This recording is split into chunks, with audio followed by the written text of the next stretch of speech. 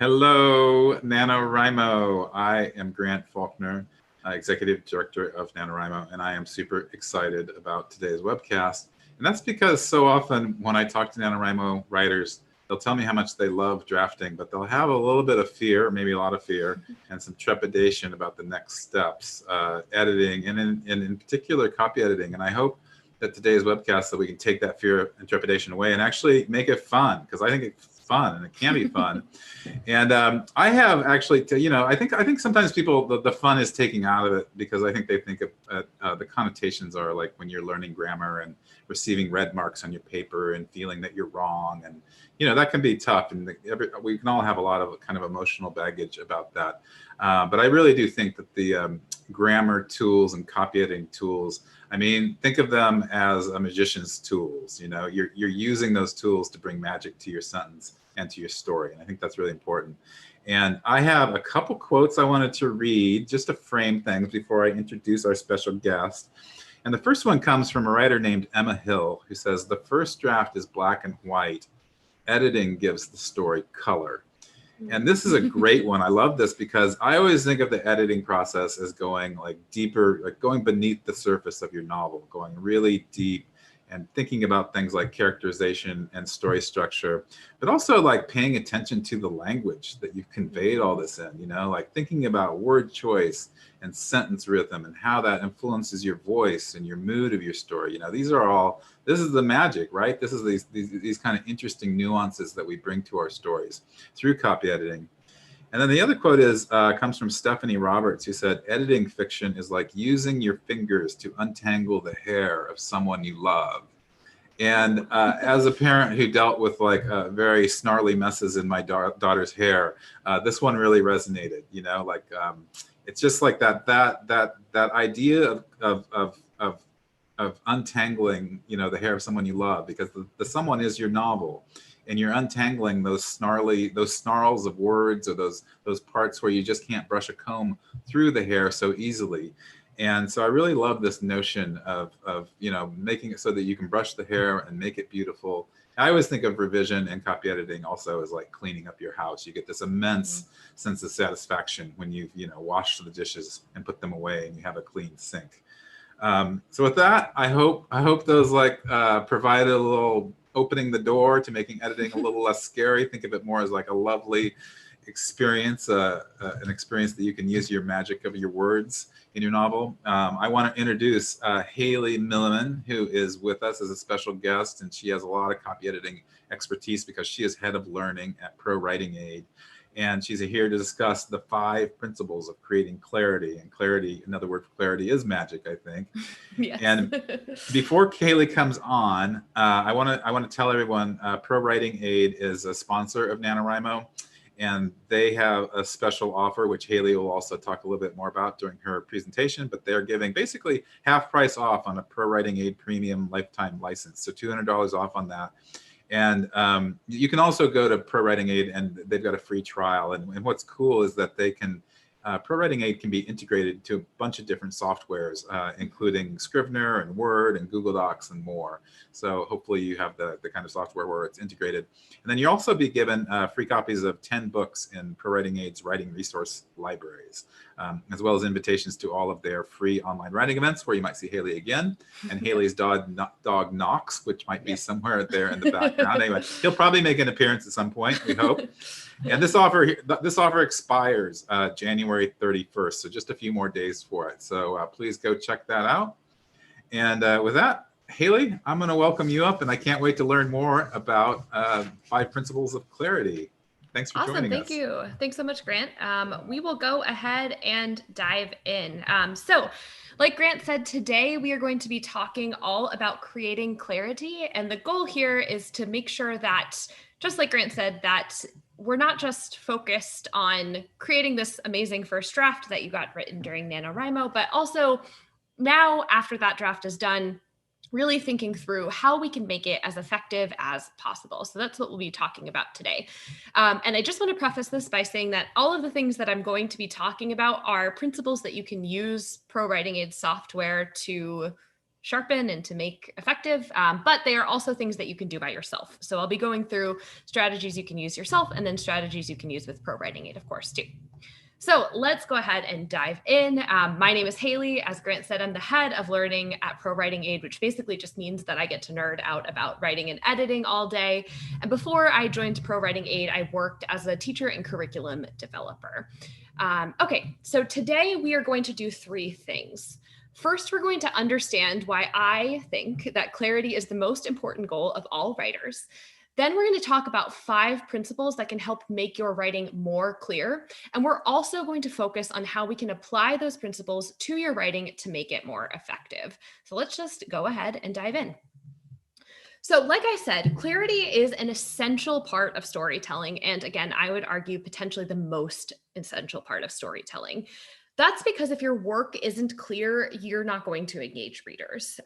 So as you were finishing up your first draft of your novel, you probably spent a lot of time thinking about plot and characterization and story arcs and that type of thing, and probably not as much about the structure of the words, the structure of your sentences and the words that you are choosing. So now in the editing process, it's time to make sure that those ideas that you came up with, your characters, your plot, your setting, that they can shine. And language is really the way to make sure that that happens. You can have written the best, you could have the best and most fascinating plot, the most unique characters in the world, but if your language isn't clear, then your readers are just simply not going to engage with that. When our writing's not clear, our readers spend more time trying to figure out what we're saying than engaging with our ideas. And we always want to prioritize the ideas, the themes of our story, rather than making our readers kind of sift through complicated language to get there. Good writing should always prioritize those ideas, right? It should prioritize showing off those ideas versus using fancy, confusing language, overly complicated vocabulary and that type of thing, which can get in the way of, again, the core principle of writing, good writing, which is to communicate ideas. So let's first define what I'm talking about when I'm talking about clarity. The first thing that I'm talking about when I'm talking about clarity is how easy your writing is to understand. So at its fundamental level, clarity means, can your audience understand your writing? The second thing that clarity means is that your sentences are set up in a reader-focused way. And I want to focus in on the phrase reader-focused here because different readers have different understandings. And as we go throughout this presentation, we'll talk about how that changes based on your audience and who you're writing for and what you're writing. But the key thing here is that we need to make sure that we're keeping our audience in mind and we're keeping what our audience can understand in mind as well. And then clarity finally means that we're using rich and specific language to add to our audience's understanding. So we don't just want our language and our prose to be boring and rote and that type of thing. Clarity also means being specific and rich with your word choice so that your audience understands exactly what you're trying to say. So we're always talking about those two things. First, making sure that your writing is easy to understand, but also making sure that it's specific enough that your readers can understand and get a full picture of what you're trying to say. Now, on the other hand, what clarity isn't? So sometimes when I talk about clarity, especially when I get later into the presentation and start to talk about readability, people get really nervous. They're like, I have complicated themes. I have some complicated characters and complicated ideas. I'm nervous. I don't want to make my writing, I don't want to dumb down my writing. I don't want to make it too juvenile. And that has nothing to do with clarity. Clarity has nothing to do with how simple or juvenile your ideas are. And it also has nothing to do with whether or not your prose is engaging, unique, or exciting. It's all about focusing your prose in a reader-focused way and setting it up so that your readers can understand and engage with those ideas that you've had. So, clarity starts at the sentence level. I want us to think about each of the sentences that we've written as a complete story in itself. It's almost like a mini movie that your reader is playing in their head. So my dog Knox is scratching his belly right now. The sentence Knox scratches his belly is a complete sentence. It's a complete story in itself. If you closed your head or closed your eyes and said Knox scratches his belly, now that you guys have all seen Knox, you would be able to picture that clearly in your mind. Now, one of the reasons that you're able to clearly picture that is because you've seen him, right? And so when you don't have the benefit of watching him scratch himself on camera, then you need to make sure that your language and your words are set up in a way that's clear.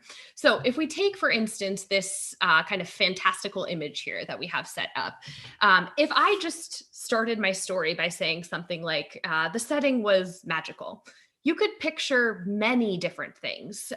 If I'm not clear and specific about how it's magical, how, the castle rose above the purple tinged fog or something like that, then you're likely going to get a very different image in your mind than what I'm actually intending. So we need to think about clarity as starting with each and every one of our sentences to make sure that those kind of mini movies, each mini movie our reader is playing, is as effective and as clear as possible with what we're trying to say.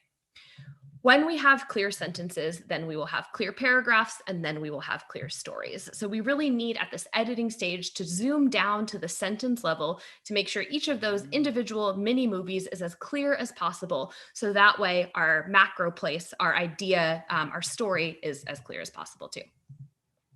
So how do we get this? How do we write our clear sentences? Our 5 principles of creating clarity are: first, to make your subjects and verbs the stars of your writing. Second, to prioritize working words over glue words. Third, to ensure your readability score is appropriate for your audience. 4 is to choose specific and vivid words. And 5 is to show your reader what's happening, not tell them.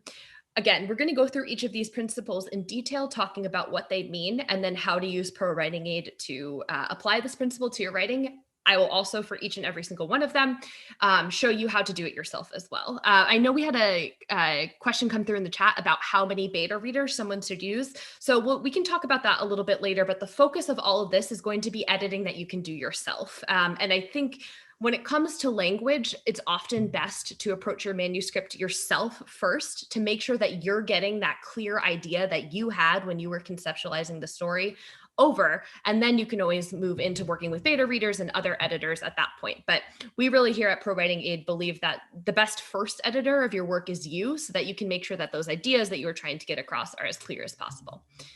Okay, with all that being said, let's go ahead and dive into principle 1.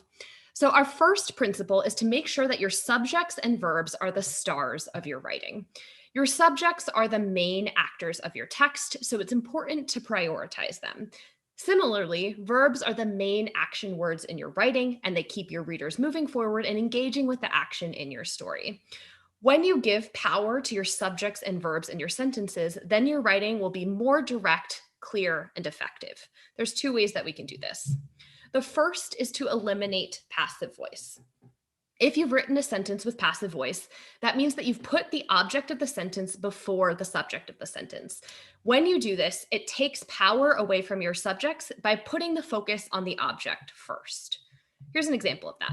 So the sentence, "The present was opened by Jane," is written in the passive voice. We can tell that it's written in the passive voice because the present isn't doing any of the action, right? The present's just sitting there. Jane is the one who's doing something, but she comes all the way at the end of the sentence. Now, if we think about, again, the principle that each sentence is kind of a little mini movie, if I were to read this mini movie very, very slowly, "The present was opened by Jane." Jane is kind of tacked on at the end. So if, again, someone's kind of visualizing something that happens, they would visualize a present first and then something being opened, and then they would pop Jane in at the end. Now, this is a really simple sentence, so it's not going to really get in the way of anyone's understanding or anything like that. But when you have these passive sentence constructions, especially in more complicated sentences, then passive voice can be dangerous because it takes the power away from that subject and the focus away from them as well. So our second way to make sure that our sentences are set up with our subjects and verbs as the actors and actions in our text is to reduce hidden verbs. As we talked about, verbs are the action words in our writing that keep our readers engaging and moving forward and that type of thing. One of the things that writers often do is a process called nominalization, which is when you hide your verb, basically taking your action word, turning it into a noun and adding a weak verb in its place. I'm going to show you what it means because I know that's a lot of kind of jargon there. So here's an example of a hidden verb.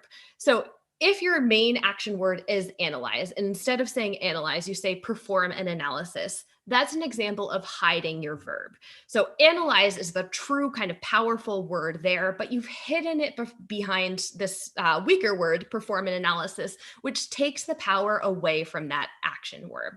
Similarly, saying offer an explanation versus I'm going to explain sounds less powerful and again, takes all the power away from that action.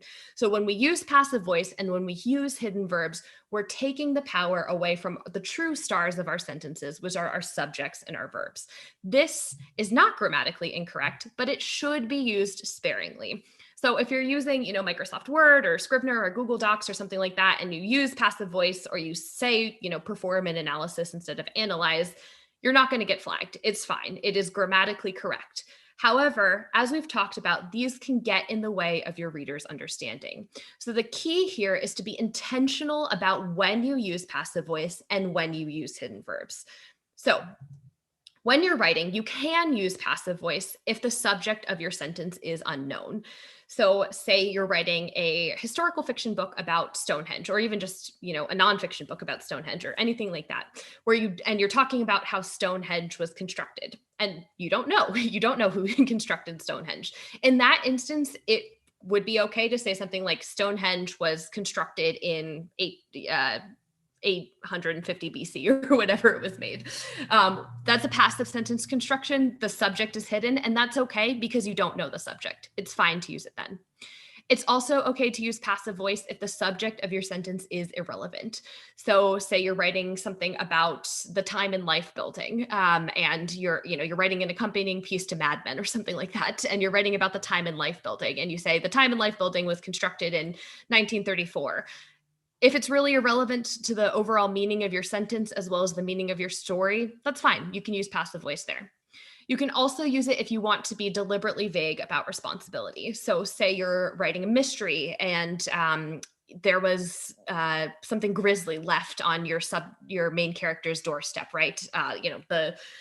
The murder weapon was left on the doorstep or something like that. That's technically a passive sentence construction because we don't have the subject. That's totally fine because we want to be vague there, right? So the key to choosing when to use passive voice is to think critically about when it doesn't matter to focus on the subject, okay? Either because it's irrelevant, because the subject is unknown, or because you want to be deliberately vague. If you have any of these three situations, that's okay. Using passive voice will be fine. However, if you're not in one of these three situations, you'll likely want to switch to active voice to give the power back to the subject and to make it really clear who you're talking about and who's performing the action. Similarly, it's okay to use hidden verbs sometimes. You can use hidden verbs if you want to be more formal and stilted in your language. So sometimes if you're working in a professional setting and you want to write in a professional setting and you want to dial it back a little bit, you could decide to hide your verb. And you could say, I'm going to offer an explanation about that on Friday or something like that. Or if you have a character who has this kind of formal and stilted language and you want to define it in dialogue.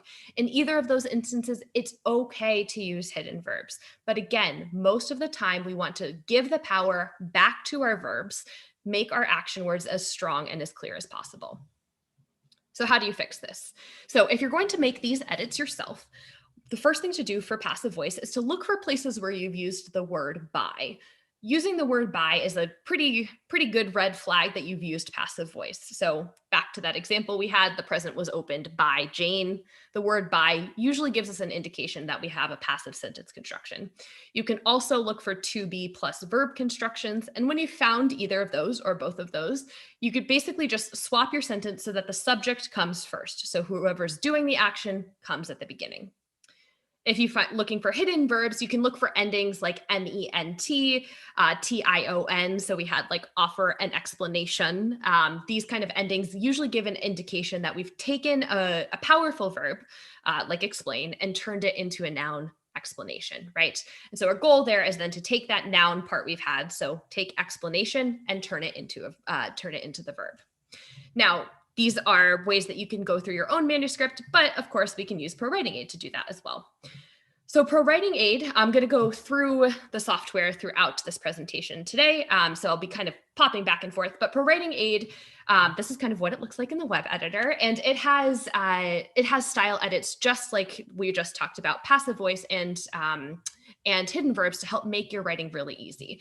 So what you can see now when I have this pulled up is the real-time checker, which shows in real time edits to your grammar, style, and spelling. I can also turn these off so that I can just write as I'm going through if I don't want to be bothered by mistakes I've made, which is something that I often do. I'll turn it back on at the end. And then you'll also see up here a bunch of different reports, which we'll be going into in more depth throughout the presentation. But to start off with, we'll go into the real-time checker.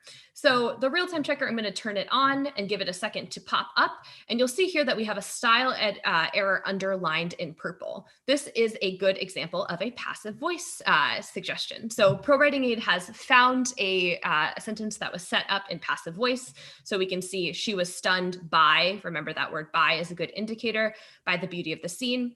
And now when we hover over it, we see a recommendation to fix this, to shift it so that the subject is at the beginning, the beauty of the scene stunned her. So again, now we have the subject where it should be within the sentence. Now, to use ProWritingAid, basically you just hover over an error, see what the message is, and then decide if you want to change it or not. You'll also notice we have these little orange eyes in the top right-hand corner of our suggestions. These pop open into articles, which often have videos and sometimes even quizzes, which will help you just kind of learn more about the suggestion so that if you don't have me talking at you through it, you can have me, because I am behind a lot of these and work with our team to write a lot of these. You can have us kind of here telling you, hey, this is the suggestion. You can decide whether or not to use it. So just like we previously talked about, there are some instances where you might want to ignore a passive voice suggestion because you are in one of those three situations where it's okay. That's totally fine. We give you agency at ProWritingAid to make that choice for yourself. So you could either hit here, you know what, I want to accept this suggestion, or you could always hit to ignore, that type of thing. Okay, someone had a question about the presentation slides. I'm happy to offer them as a download. Grant, you and I can talk later about how to make that happen, but happy to share these. All right, let's move on to principle 2.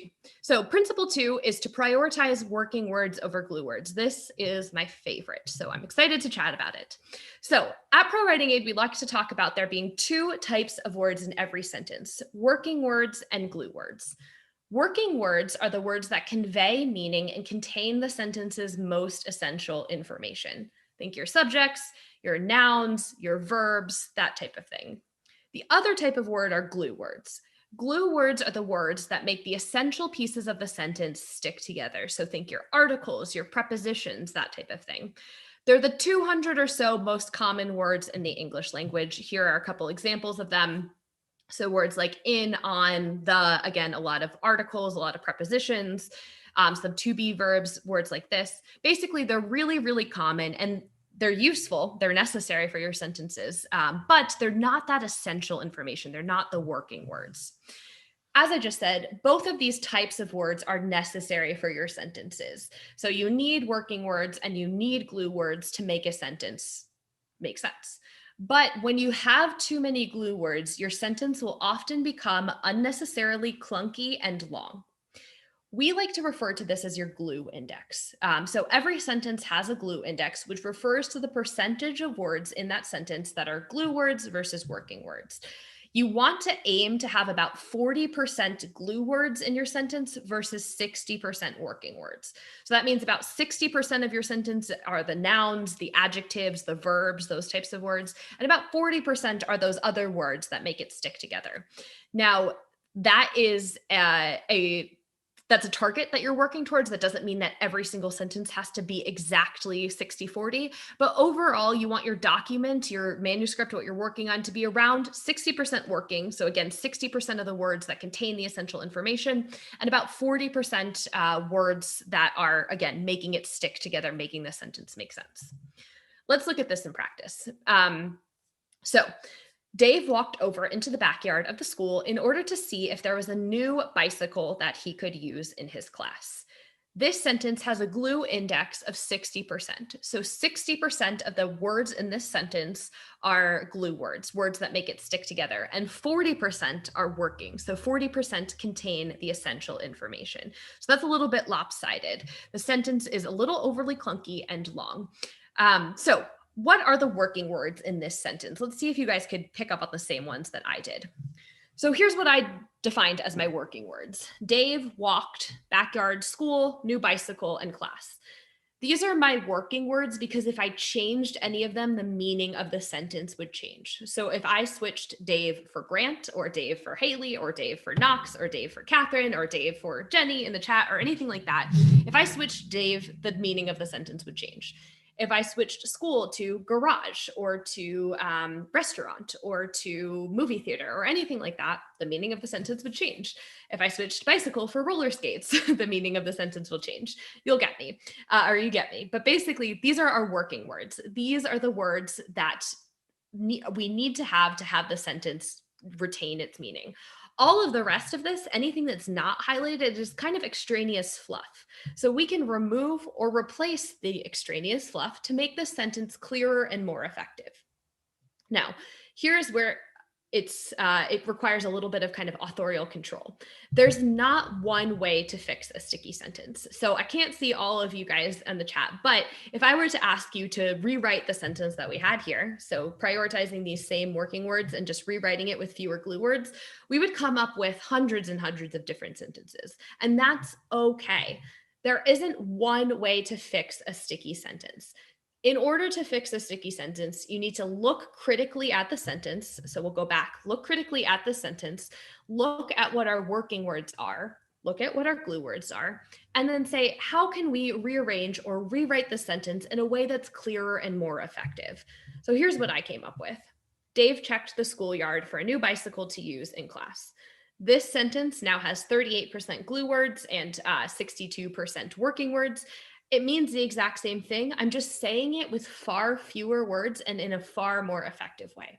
Now, again, if I were to see all of the different things that you guys would work on for that one, it would be totally different. And that's okay. When you're fixing a sticky sentence, it's not about creating the one sentence to rule them all or anything like that. It's about thinking about what you are trying to get across and doing that in the clearest and most concise way possible. So, in order to fix a sticky sentence, you want to look for, if you're doing this yourself, look for sentences that are overly long. So anything that's like 18 words or higher is a really good indication that your sentence is probably too long. If you don't want to go and count the words of every single one of your sentences, I don't blame you. But what you can do is look for places, as you're reading back to yourself, where you're stumbling. You can also look for places where you have lots of prepositions and conjunctions. The use of both of those types of words is a good indication that your sentence is too long and probably has too many glue words in it. So you want to look at the sentence, again, think critically about what you're trying to get across, and then see if you can cut out some of those words or rephrase the sentence in a way that's more effective. Now, ProWritingAid makes it very simple for you. Our sticky sentences report, which is just over here, highlights all of the sticky and semi-sticky sentences in your writing. It also gives you your overall document glue index, so you can see where your overall document, whatever you're checking, is on that 60-40 ratio. Now, as you hover over the sentences in ProWritingAid, you'll see that we don't have recommendations for how to fix it. So like we did for that passive voice suggestion before, we don't have recommendations for how to fix the sentences because, like I just said, there's not just one way to fix a sticky sentence. You have to think about it critically. So what we do instead is highlight your problematic sentences, so that way you don't have to sit there and count all of your sentences together and look, add up your percentages or anything like that. We basically just highlight the sentences for you and then identify the glue words so that you know which words you can focus on removing or replacing to make your sentence more effective. We also have broken it down into sticky and semi-sticky sentences. Sticky are the ones with the higher glue percentage above 60%. And then semi-sticky sentences are sentences between 40 and 60, where you might want to take a look at them. But again, it's up to you and it's up to your discretion as the author. You might decide that those sentences are fine, but breaking it down into both of these lets you know kind of where to focus your energy first.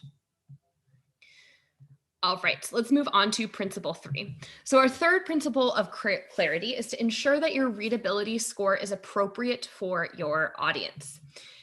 So it might sound crazy, but inexperienced authors often make their work too difficult to read. Most audiences and most adult readers actually prefer that their books are easier to read, with 7th grade being the appropriate readability level for most mass market fiction books. Good writing has accessible language that makes it more engaging. And again, that engaging and accessible for most adults means around a 7th to 8th grade reading level. So most mass market fiction books are written at around a 7th to 8th grade reading level. News sites, so like the New York Times, CNN, that type of thing, all of those are typically written at 7th to 8th grade reading level, which again is a much lower reading level than most, especially inexperienced authors tend to expect. We often think, oh, I'm writing for adults, I need to write at a college level, or I need to write at a high school level. And actually the opposite is true. If you want something to be mass consumed, you're actually aiming for a much lower reading level than that. So what do I mean when I'm talking about readability? There's 4 things that we need to focus on. First, that our prose is clear and easy to follow, so that our reader, whoever they are, can read and understand what we're trying to say. The second thing is that we need to use what I like to call special word chips effectively. And this is something that I thought about a lot when I was working in curriculum development.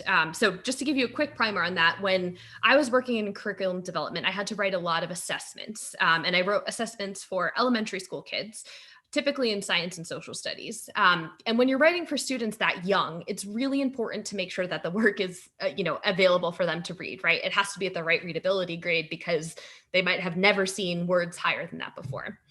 That being said, when you're writing science and social studies assessments, you often have to use complicated vocabulary. So I might have to use the word biodiversity in a science assessment without jacking up my reading level so high that my students wouldn't be able to understand it. So that's where the special word chips kind of principle comes in.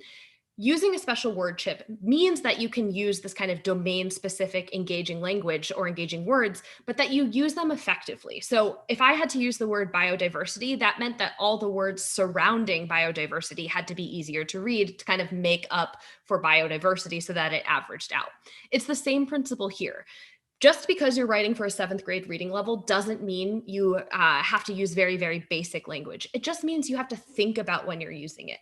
So for instance, if you're writing sci-fi, maybe you want to use special word chips when you're describing a ship's transmission or, charting courses to different planets or something like that. That's okay. You can use domain-specific vocabulary there. But then, when you're describing someone's outfit, use something that's a little bit easier to read. If you're talking about historical fiction or something like that, then again, use complicated terms when they matter, and then everything surrounding that can be a little bit easier. So the goal here is to go for an average where we're using those domain-specific engaging words, but only when they matter and not every other word just to show off our vocabulary. Readability also means that our ideas are the stars of our writing. Again, this goes back to what we talked about at the very beginning. The goal is to make our ideas the stars, not our words. We don't want our sentences or our words to be so complicated that people can't understand them. We want to make sure that those ideas, those characters, the plot, all of that, that's the star. And then finally, readability means you've taken your audience's understanding into account. So when I said that most mass market fiction was written at 7th grade reading level, that's mass market fiction. If you are writing your dissertation, your audience is going to be be more used to a higher readability level, and that's okay. So you might be writing at a college or graduate level, and that's appropriate at that point. So our goal with readability is to think about who our audience is and adjust from there. Readability is not a flat specific thing for every single person. So everyone watching this live stream is going to have a different readability because we all have different audiences. So we need to think critically again about who our audience is and what they'll understand when A, deciding on our special word chips, and B, figuring out what readability is appropriate for them. Again, we want to make sure that our audience is who we focus that on. Now, on the flip side, readability does not mean that our prose is boring or uninspired, that we don't use any domain-specific or interesting words. Again, totally use them. Just use them where they matter. Use them where they will pack a punch, not every other word just to sound smart. It also does not mean that your writing is dumbed down or your ideas are uncomplicated. You can very easily use clear, easy to read prose to communicate complicated adult ideas. And I would actually argue that I think it's more important to use simple, clear language when you are communicating something complicated or something controversial or something like that, because that'll make sure that your meaning gets across, right? When we have something complicated, we always kind of go back to language as like, here's how we can use language to get that idea across as clearly and effectively as possible, even if it's an adult or more mature idea. So you can be talking, you can be writing something that's very adult in theme and topic while still using language that is a little bit more simple and easy to understand. So how do we check this? The easiest way to check your readability is to use something called a readability score. Now, a readability score is basically a predictor of what audience would be able to understand your work. So it's a measure of how easy your text is to read, and it basically predicts what age level of student would understand your writing. Different readability scores measure different factors, but they all kind of look at things like sentence length, word familiarity, sentence structure, that type of thing. And there are a number of different ones. So the Flesch formulas, Dale-Schall, Gunning-Fogg, all of those are common readability calculators. They all measure different factors, slightly different factors. They all present the information in slightly different ways. But again, the kind of clear principle here, or the clear common thread, is that all readability scores basically just predict who will be able to read your work. You can find these in most word processors. So if you're using this yourself and you're using Word or something like that, you can run your spelling and grammar check and it will give you a readability score. There are also tons of free readability calculators online, but they might have some word count limits. So if you're working on something that's longer, it might be good to use a software like ProWritingAid or something without a word count limit, because you might run into some. So how do you fix your readability score? So say you've put your manuscript through Microsoft Word spelling and grammar check, and you've seen that your readability score is higher than you'd like. Here's what to think about. Again, readability is not one static thing, so we need to ask ourselves a number of different questions. First is, am I using easy to understand vocabulary? Again, not every word, but most words should be easy to understand. So make sure that you're not throwing those chips away on words that don't matter. You also want to make sure that your sentences are short and to the point. So longer sentences typically jack up your readability. Using too much jargon is another way that you can make your readability score higher, writing in passive voice. So saying, the present was opened by Jane is more complicated than Jane opens the present, which is what we talked about before. So you want to make sure that you're writing in active voice. You also want to make sure that you're getting directly to your point without wandering around too much in your prose. And again, sentence length, glue words, all of that. So, look for places where you can trim extra words from your sentences to make them shorter, clearer, and more concise. So again, if you run through a readability score or readability calculator like the one in Word, these are the questions that you want to be asking yourself. And very similarly to our sticky sentences, there's not a one-size-fits-all approach. The goal here is to take a critical look at your text and think, what can I change to make it more effective? And I hope that this is being clear for all of you who are listening, that editing does not mean making all of our text sound the same, right? So the goal is not to create robotic text where every single story sounds exactly the same. The goal is to think about these kind of common principles that help improve our audience's experience, and then apply them to our text in a way that makes sense for our text, for us, and for our audience. Okay, ProWritingAid can also help you with your readability score.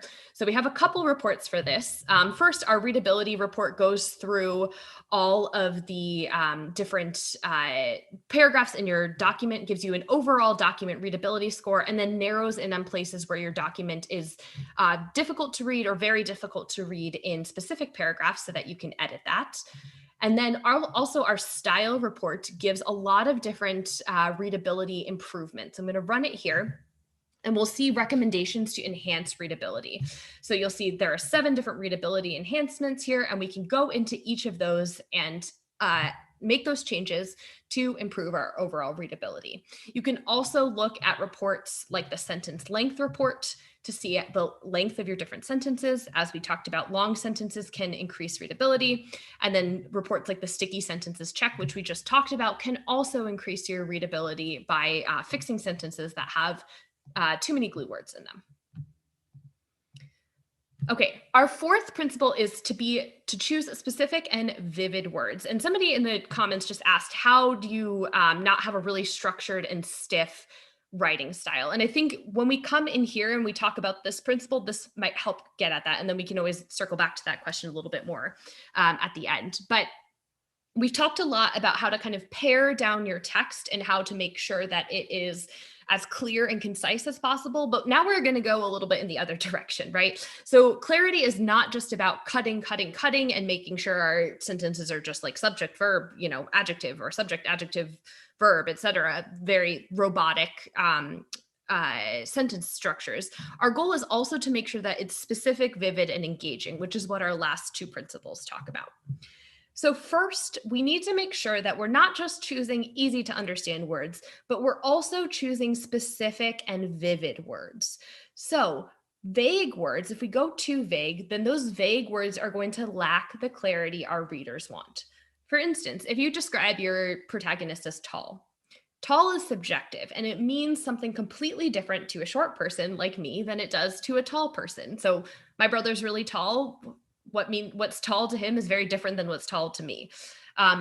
The goal when you're using these types of vague words is to reformat your sentences so that you can be very specific about what you mean. So do you mean tall like basketball player tall, or do you mean tall like, just a little taller than average, right? So choosing specific ways to set up and describe your characters, your setting, that type of thing, so that you're as specific as possible so that that movie that your readers are playing in their mind is accurate. Here's an example. So if I have the sentence, Kate made some improvements to her house and now it's worth more, this sentence is very vague. It fulfills my other principles of clarity, right? It's pretty direct and, it doesn't use any complicated language, but it's not clear because it's not specific enough. So if I read this sentence, some improvements to the cabin might mean like cleaning the bathroom or, adding a coat of paint somewhere because I'm not very handy. But my mom, who is an architect, some improvements to her means that they've added an entirely new kitchen, right? So this sentence, even though it fulfills our other principles of clarity, is still not clear because it's not specific enough. So we need to not just focus on using accessible, readable language, but we also need to focus on being specific enough to make sure that that movie that we're creating in our readers' minds is accurate. So here's a more specific example. Kate replaced the bathroom suite, repainted the living room, and laid hardwood floors in her cabin. As a result, its value has increased by 10%. So this sentence is much more specific. It shows exactly what Kate did. It shows exactly what the value increased by, and it gives our reader a really clear idea of what happened so that they're able to understand and again, play that movie correctly. It's important to remember that clarity does not always equal brevity. So our goal is not just to cut. Our goal is not just to write in these kind of formulaic subject, verb, object constructions. Our goal is to think about, again, how we can use language to be clear, but then also to be specific. It means accessibility and it means specificity. So the way to be more specific is to ask yourself, is the movie a reader playing in their head accurate to what I'm trying to show? Again, close your eyes and say, if my reader is picturing this, are they picturing it the way I intended? Okay. Again, this is not a simple one-size-fits-all solution, but you want to be reading through and thinking critically, is what I've said true to what I intend? And then ProWritingAid can also help you with this. So our diction report will highlight vague and abstract words that you've used in your writing so that you can go to those places and then make them more specific. Again, similarly to the other reports, you're not going to see a recommendation here because there's not always a specific way to change it, but you are going to see places where you've been too vague so that you can add in that specificity to make your writing more clear. You can also, if you have a place where you're being a little bit more vague and you can't figure out what to replace it with, our contextual thesaurus offers recommendations for replacements for basically all of the words in your writing, and it takes it into context so that you're able to write or you're able to find replacements that work with what you're trying to say. And let's talk a little bit more about this. Our final principle of clarity is to show your reader what's happening, not tell them. So we just talked about kind of adding more to be more specific. Now we're going to talk a little bit more about how you can do that. So showing, not telling. So telling emotions rather than showing them is a common mistake that many inexperienced writers make. So many inexperienced writers will tell their readers about a character's emotional state or emotions rather than using language to describe that instead. In all writing, there are going to be points where it makes more sense to tell rather than show, but showing should always be our primary goal as a writer so that you're creating this kind of vivid, engaging picture in your reader's mind that engrosses them in your writing. So here's an example. When Mary saw her test grade, she was embarrassed. So this sentence tells the reader that Mary was embarrassed, that she had a bad test grade, she didn't like it, but it doesn't really engage the reader in what's happening to Mary. Here's a second example. When Mary saw the big red F on her work, her cheeks flushed red. She crumpled the test and hid it in her desk, hoping no one would notice. So this sentence gets across the same meaning as the sentence previously, but we're feeling along with Mary, right? We're feeling that her cheeks are flushing red. We're seeing exactly what she's doing, crumpling the test and hiding it in her desk. We're getting to kind of understand that she's embarrassed through her actions without just having this kind of short, brief, she was embarrassed, it was fine. When you show your readers, or excuse me, when you tell your readers everything that's happening, you take away the nuance of their interpretation and engagement with your work. When you show with specificity, then you allow your readers to draw their own conclusions. So we're always kind of walking this fine line of saying we want our readers to engage with what we're saying, but we also want to give them enough clues, lay enough breadcrumbs for them to be able to follow that path. So we want to choose specific words so that the showing that we're doing leads them to the right conclusion. And while all writing, again, forms require some telling, showing lets them form that kind of deeper relationship with their text where, again, they're picturing this kind of vivid scene in their mind. So the way to fix this is, again, to perform this kind of camera test that we've been talking about throughout the presentation. So here's an example. If I had the sentence, Tell Land is a peaceful kingdom with happy, prosperous citizens. The king is beloved by his people, and both rich and poor live in harmony. The way to conduct a camera test is to ask yourself, can a camera see this? No, right? A camera won't be able to tell what Tell Land looks like. It wouldn't be able to see if it was that kind of fantastical image that we showed before, or if it was something else all entirely. The camera would need a lot more information to see what Tell Land actually looks like. Okay, so our goal with this is, again, to read through our writing and to think back and say, am I creating this kind of vivid picture with specific and accessible language that my reader can engage with?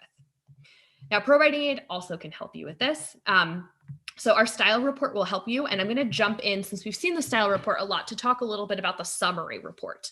So our summary report gives you key indicators through your document, and I like to use this when I have finished writing and I'm looking to kind of either do a starting place. So say I finish a chapter and I'm going to jump into an editing section, or if I'm writing a blog post or something like that, and I want to get an overall kind of look at things, I'll run a summary report, which tells me the scores of my document overall. So that way I can know where to focus in on specific reports. So I kind of run this first, and then I go into the specific reports where I have the highest problem areas. So one of them in here is our emotion tells. This sample text has a ton of emotion tells, which tells me that, it's doing way more telling than describing what our characters are doing. So our readers are going to have a much less engaging experience with this text. And I should go in and focus on our style report, look for those emotion tells to make it more engaging. Okay, before we wrap up and go into questions, I just want to talk about a couple other of the reports that I really like that we haven't covered. So somebody asked if the program covers other styles of English language. Yes, it does. So you can switch in your settings to switch to US, British, Australian, or Canadian English. And then you can also switch your writing style. So we have different recommendations based on what style of writing you're doing. So I have this set as creative because it's a fiction sample, but if I switched it to business or academic, I'd get slightly different recommendations because the what's acceptable in each of those is different. And this kind of goes back to the idea of writing for your audience, right? An academic audience has a very different readability level, has a very different level of engagement, has typically academic texts have more passive voice, that type of thing. So what we highlight and what we suggest to you changes based on the writing style that you've suggested. A couple of other reports that I really love are our repeats and echoes checks. So I am very guilty, especially when I'm writing fiction, of getting a phrase stuck in my head and using it over and over and over again. So the repeats check finds frequent 4, 3, 2, and 1 word phrases and lets you just see how often you've used those. So then you can go in and fix them and not, describe someone's eyes as turquoise 500 times, which is what I do. Again, I often use the sentence length report, which gives me kind of a visual representation of how long my sentences are. I'll also, if I'm writing for business settings, come in and use my cliches check to make sure that I'm not using any cliches or jargon. I'll also use the dialogue tag check a lot because I'm very guilty of using non-standard dialogue tags or adding adverbs to my dialogue when really the dialogue should stand by itself and be powerful by itself. So really, we just have over 20 different reports that can really help you narrow in on different facets of your writing to make it more effective. And before we kind of fully wrap up, I just want to show you guys one more cool feature, which I forgot to show in the summary report.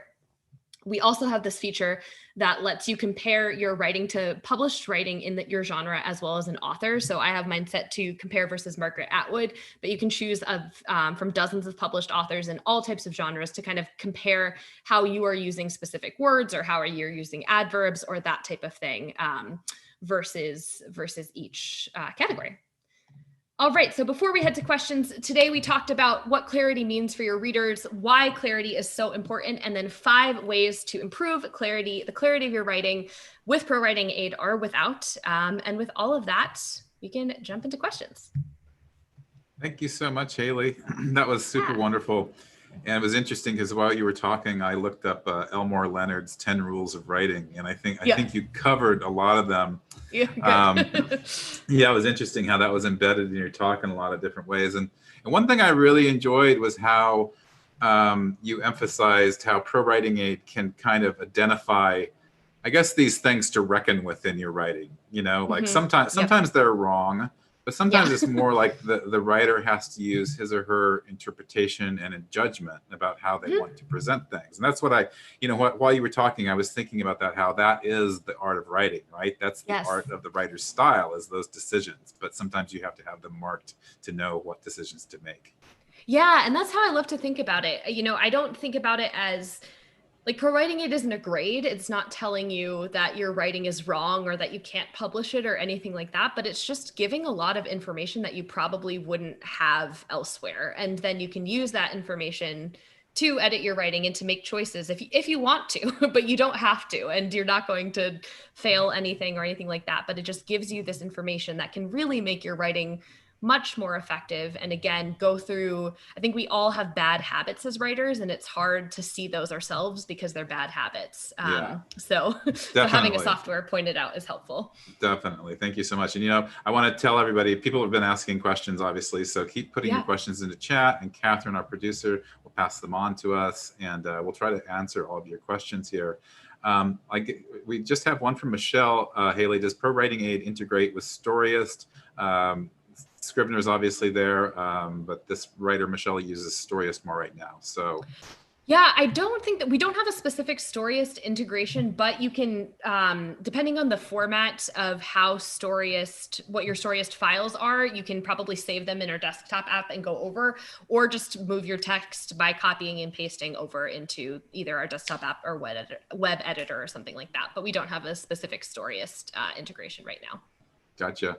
Well, here's a good question from Jenny Jarvis, is whether you recommend analyzing the whole book at once or doing it chapter by chapter.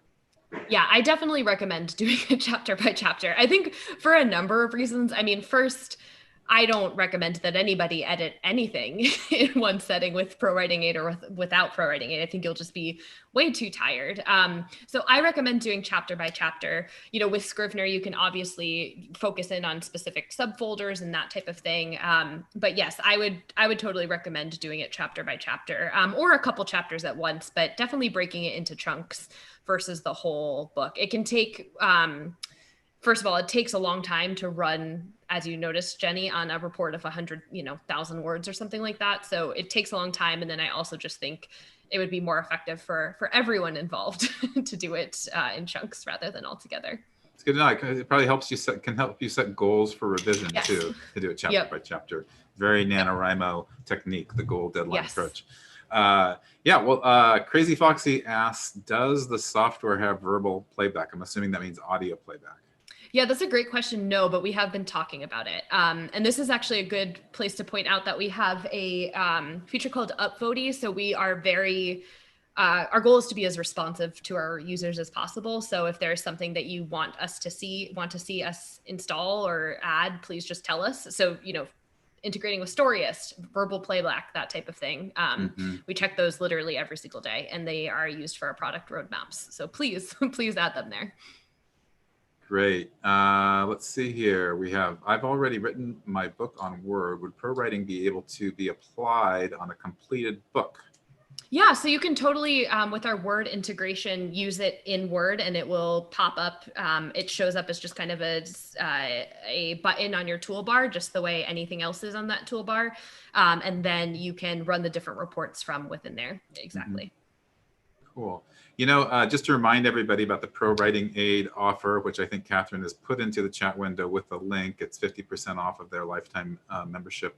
And there's also the promise to give some of writing resources from ProWritingAid, and also invitations to webinars like this one with Haley. So I was wondering, Haley, can you speak to that? Let me broaden that out a little bit more.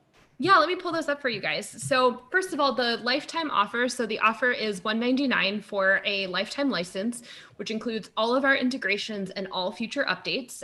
So our integrations for Scrivener, for Word, for Google Docs, for Google Chrome, all of that type of stuff are all covered with the $199. And again, all future updates. So any updates for the software from now for the rest of your life are covered with that $199. And it also is a multi-computer license. So I have 2 computers and you can have it on both. So you're able to use that license on multiple computers as well. And then it includes obviously the software, all of the integrations and editing. And then it also includes our writing courses as well as our ebooks. So we have 10 different ebooks, actually, sorry, 11. We just published a new one on all different types of writing craft. And then we also have these online webinars, many of which are free to the public. But as a premium user, you get recordings of all of the past ones. And then you also get some special additional webinars. So we have one actually tomorrow on the 8 elements of a killer book proposal. Every month we have a session with our founder, Chris Banks, about ProWritingAid itself and how to dive deeper into the software. We have walkthroughs with people like the folks at Lulu about how to self-publish. We have a session every month with the book doctor. This month we're talking about historical fiction. We have a section on writing for effective leadership. That's every month. We talk with Joellen Nordstrom of First Editing about really in-depth on copy editing and that type of thing. And then also at the end of next month, we're doing our first ever Fantasy Writers Week, which is 10 different sessions with fantasy authors like TJ Klune and David Farland. And we're doing basically a software walkthrough as well as sessions with these authors and then some interactive sessions as well. We do write-ins very similarly to how NaNoWriMo does. So if you're looking to do those in between, summer camp or in between what you're doing in November, we do those every month. And yeah, you can always join for any of those.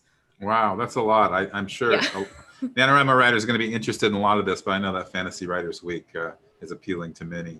Yes. While you were talking, and we're just about to wrap up here, I think we have just a few more minutes, so get in your questions if you can now. But Jenny Jarvis asks she says that one issue I have is that as part of her writing style, she breaks a lot of her sentences into fragment sentences. And I do a lot of that myself. And so she wonders if there's a way to have ProWritingAid not have that count against her in her report. Is that something she can just turn off that sort of? Yeah, you can either ignore a specific rule. So there's a couple ways to do that. So you can either ignore a specific rule. So when you're working through, you can kind of come here if it's in a specific report, Jenny, and just like hit this little I, and that will turn them all those suggestions off for that report. So you just don't have to see or bother with them. You can also do that on each individual suggestion. So you could say, you know, if you don't want to do the category, that you could just ignore this one. Or you could also just disable the rule entirely. So disabling the rule entirely turns it off for all of your documents. So, you know, if that's not something you want for everything, then I would not disable it. I would recommend just kind of coming in here and clicking this little I to turn those off within a report, and then you just don't have to worry about them. Yeah, I'm with Jenny. I don't want to be marked down for something I intended. Yeah, exactly. Misty Kate asks, does this include in Windows and Mac in one license? Yes, it does. Yeah, you can totally use it for both Windows and Mac. Cool.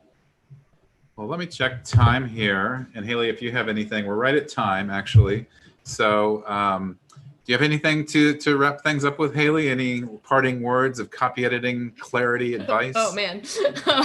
Well, I just hope that all of you found this useful. Again, I think that I really find the editing process exciting. And I think that this is, you know, there's the rush of the first draft and getting all of the ideas down. But again, really approaching this editing stage is how can you make sure that your ideas get what they deserve, right? Get the sentences and the sentence structures that they deserve to really shine. And so if you're nervous about editing, you know, just remember that this is where those ideas that you've created can shine. And there are tons of tools out there like ProWritingAid that can help you do that if it's something that makes you nervous.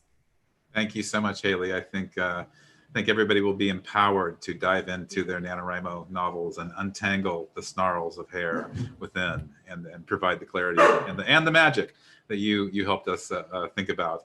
And thanks to Knox for joining us as well. Yes, right at the end. That was a parting bark of encouragement. Yep. And thank you for all the attendees for joining. And please, sign up on the NaNoWriMo website to pledge to revise your novel as part of our I Wrote a Novel Now What months. We're focusing on editing and publishing in January and February. Before camp starts in April. So thanks for writing with us. Thanks for attending, and there's more to come. All right, thanks.